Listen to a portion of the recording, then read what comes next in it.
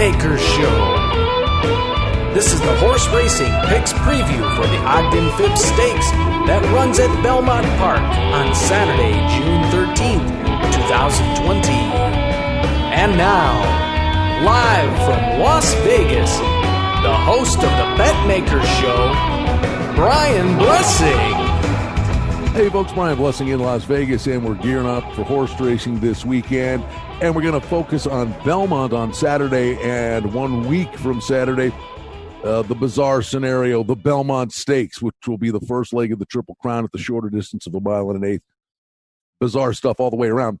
Nonetheless, next Saturday should be an incredible card of racing. The undercard should be spectacular at the Belmont as well. So let's try to find a little opportunity here to get money in your kick for the Belmont next week by making a score this weekend. Now, the featured race on Saturday at Belmont is the 9th race. 1 16th is the distance. It's the Grade 1 Ogden Phipps.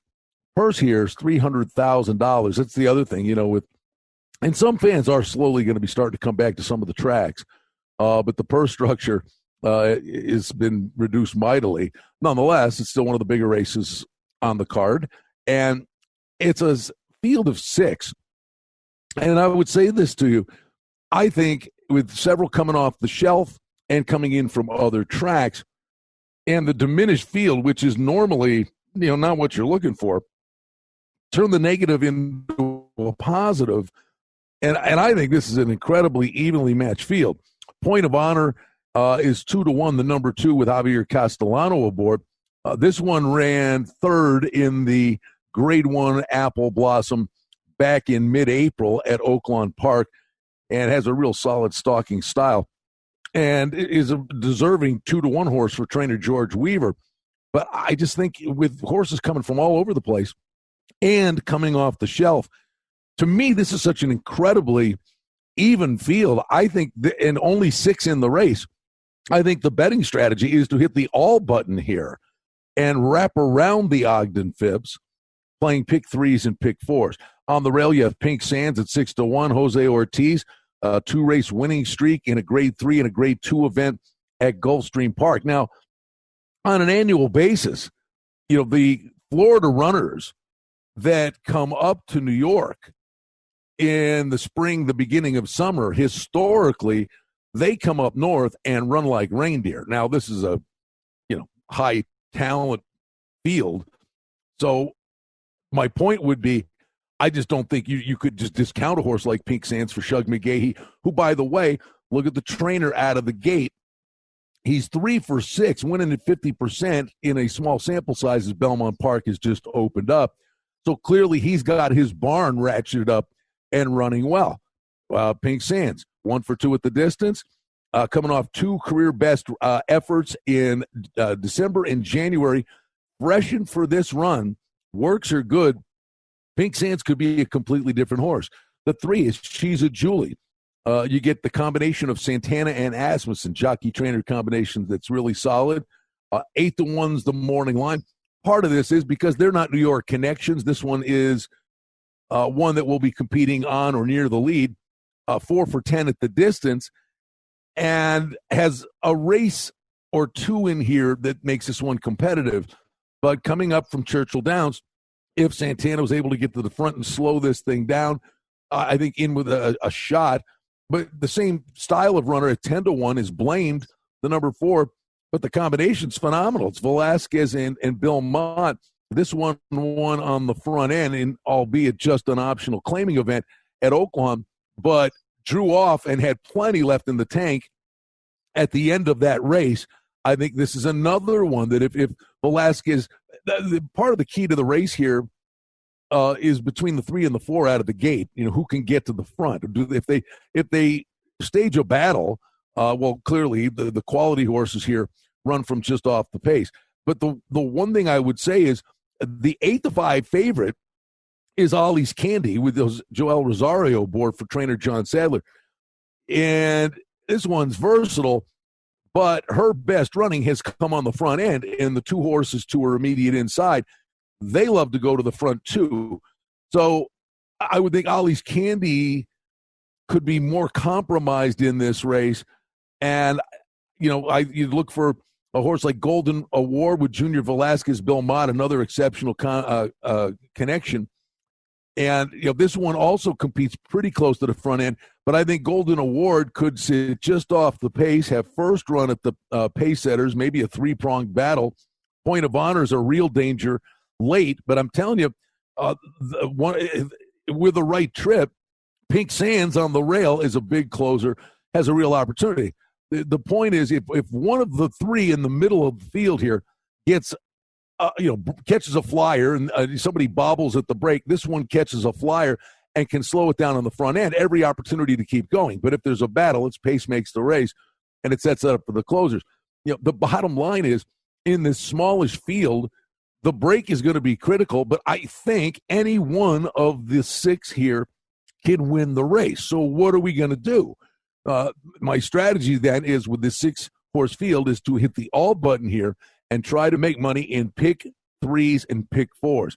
We got a horse in the last race we absolutely love, and we'll save that for you, a little horse race and tease for you. But the race prior to the Ogden Phipps is race 8, and it's a 6-furlong dash, an allowance of non-winners of one other than. And I think in this race, at first blush, I thought there was a stick out and was going to single the 9 behind the couch at 5-2. I love Jeremiah Engelhart as the conditioner, freshened for the run. And this one does have the ability to sit just off the pace and has shown the ability to pass horses in the lane, but preferred running style likely to be on the engine. But all of a sudden, now you look in right to her outside is the number 10, Good Credence, at 9-2 with John Velasquez. And I think the 10, Credence, is going to be the quicker of the two.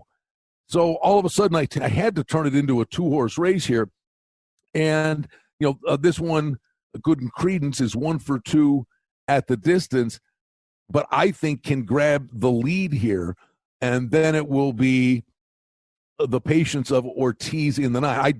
I'm not saying it's a 2-horse race. I'm just saying the winner is likely going to be one of these two.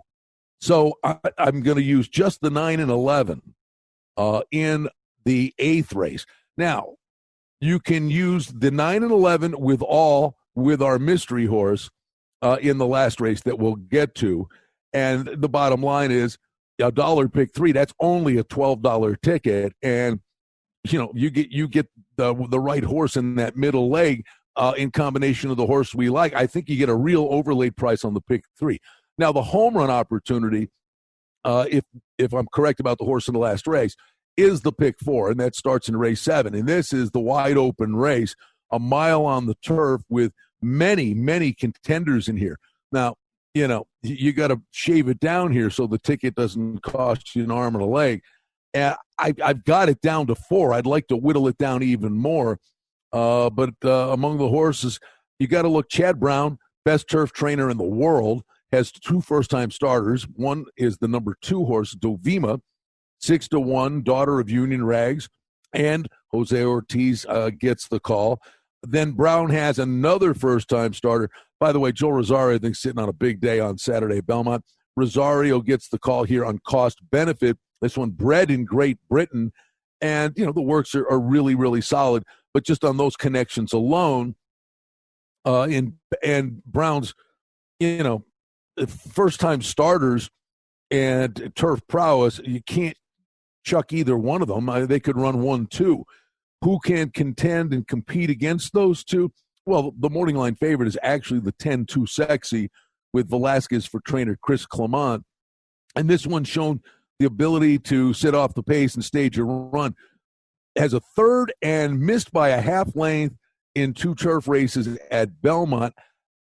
I believe the quality of the fields that this one faced down there is not as good as this. So I do think this is a very vulnerable favorite, should run a good race. But hoping that Too Sexy isn't the one that wins here. In fact, I could see one of the Brown horses, likely the 5 horse, maybe getting bet down to be the favorite. The upsetter at the price, I don't think you could leave him out, is Derby Brave her out, a 3-year-old daughter of Street Sense. And again, it's the jockey-trainer combination, Junior Alvarado and Bill Mott. And Junior Alvarado is my favorite jockey on the New York circuit, and specifically on the turf. The guy's got a clock in his head, and he just knows how to pay. He can go either way. He can go to the front, but if he's got to save ground, stage one big run, I think the 11 Derby Brave could be the upsetter. So I've got 2, 5, 10, 11 in the 7th, with 9, 11 in the 8th, with all in the third leg of the pick 4, and then the mystery horse. And we'll give it to you in the last race at Belmont when we return.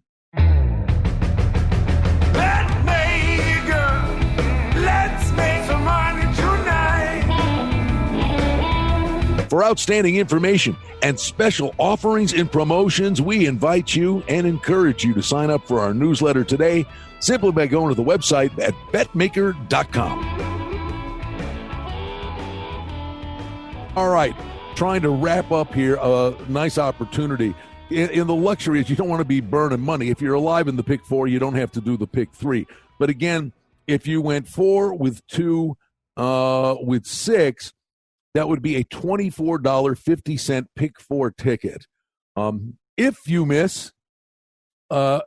miss on the first leg of the pick 4, then you could come back with a $1 pick 3 with the 2 horses, 9, 11 with all, onto our horse in the last race, and that would be a $12 ticket. The hope is we're alive for the pick 4, which would likely pay more, especially if we get one of the price horses to boot.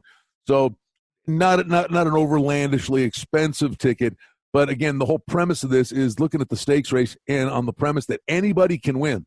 Try to find something wrapped around that specific race and make a score. And we come to the last race. Mile on the Widener turf course, and this is an allowance race, and you go through this field, and there the morning line favorite is at 8-5. Jose Ortiz is aboard, bean counter for Todd Pletcher. Anything Pletcher sends to the gate, and then the morning line reflects it. This horse has had some really good runs, but I think I'm looking at this one with 3 seconds in the last 4 races. This horse is suffering a real severe bout of seconditis. And I think this is a vulnerable favorite. And again, it's the running style that would concern me. It looks like a need-to-lead type, and there is other speed in here that is clearly going to compromise that one's chances.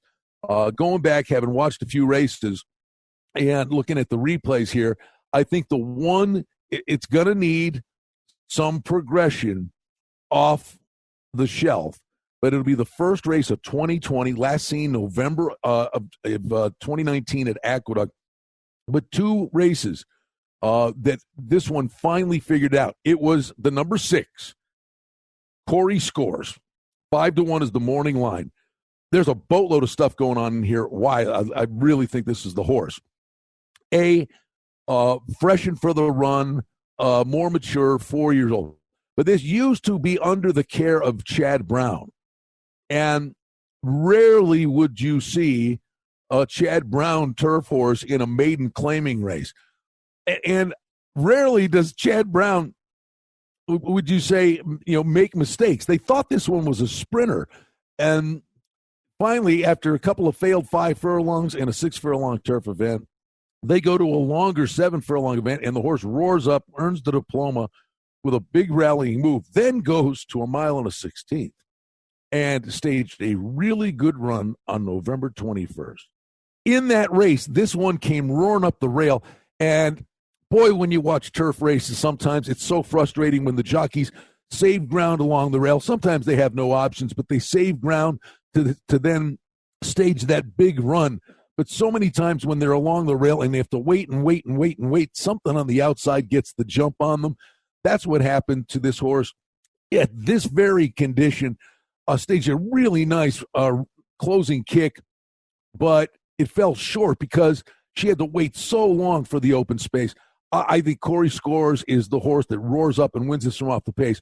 Now, again, Chad Brown put this in a maiden claimer, then came back and said, okay, maybe I got this thing figured out, just missed. Well, over the winter, they changed trainers. Well, wait a minute, Chad Brown's the best turf trainer in the world. Well, all of a sudden the guy that's training the horse now is no ham sandwich. It's Brad Cox. He's got 7 starters this year at Belmont. He's won 4 of them. He's winning at a 57% clip. And, okay, Arad Ortiz. Oh, Arad Ortiz isn't on the horse. Oh, Ortiz is not here today. So Joel Rosario picks up the horse at the mount. And this is a guy who is just great with that one big run and the rallying move. So the trainer's spectacular. They put the perfect jockey in the irons, and I think the race is perfectly set up for Corey Scores, the number 6 in the last race at Belmont, and hoping Corey scores because that means we'll score with pick 3s and pick 4s, hopefully, coming into the last race. So the feature race is the Ogden Phipps, which should be really entertaining. Root for a long shot, and you can have a big smile on your face if we actually come up aces on the race wrapped around the feature race of the day. Betmaker, let's make some money tonight. Well, that's the Betmaker Show for now. We publish multiple times each week. We'd like to thank you for listening, and if you liked what you heard, please take a moment to leave a rating and review, or subscribe to our show feed, or share our show with a friend or two and help us grow the show. We very much appreciate it. Visit us on the web at betmaker.com. And reminder to sign up for the newsletter. Thanks to our engineer, Darren Vandermolen, and producer, Mike Gallivan. The Betmaker Show is a production of Cardinal Marketing Incorporated. Betmaker is a registered trademark. Any rebroadcast, reproduction, or other use of this content without the express written consent of Cardinal Marketing Incorporated is strictly prohibited. The handicapping and sports odds information contained on this podcast is for entertainment purposes only. Please confirm the wagering regulations in your jurisdiction as they vary from state to state, province to province, and country to country. Using this information to contravene any law or statute is prohibited. The podcast is not associated with, nor is it endorsed by any professional or collegiate league, association, or team. This podcast does not target and is not intended for an audience under the age of 18. If you think that you have a gambling addiction, stop this podcast now and please seek help. Gambling and betting on sports is a form of entertainment and should be about having a good time. But when done excessively, it may negatively affect other areas of a person's life, such as their physical and mental health, school or work performance, finances, and or interpersonal relationships. At Betmaker.com and the Betmaker Show, we're concerned about the addiction that gambling may cause, and for this reason, we encourage everyone to practice responsible gambling, an approach to gambling that helps you ensure that it remains an enjoyable activity. Here are the main principles of responsible gambling.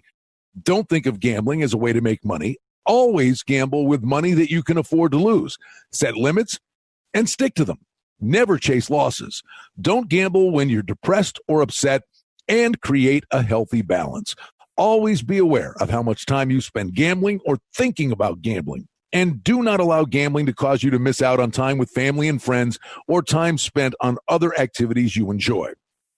By following these guidelines, gambling can be a good time and great entertainment. If you feel at any time that your gambling is taking away from important areas of your life, is causing you stress or depression, or is leading to financial losses that are beyond your control, please reach out for help. Learn more at responsiblegambling.org.